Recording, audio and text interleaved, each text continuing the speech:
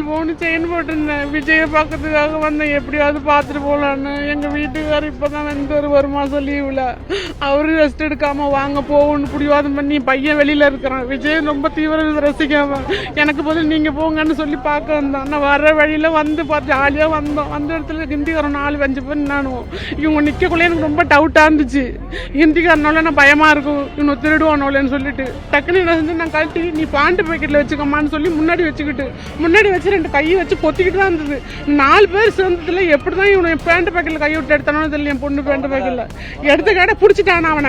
அவன் இன்னொருத்தண்ட மாற்றி விட்டுட்டான். இவன் இல்லைங்கிறான். இவன் நடிக்கிறான், நல்லா நடிக்கிறான். இவனை தவிர வேறு யாரும் இல்லை. எப்படியாவது சொல்லி எங்களுக்கு வாங்கி கொடுங்க, 4 பொண்ணு வாங்கி கொடுங்க.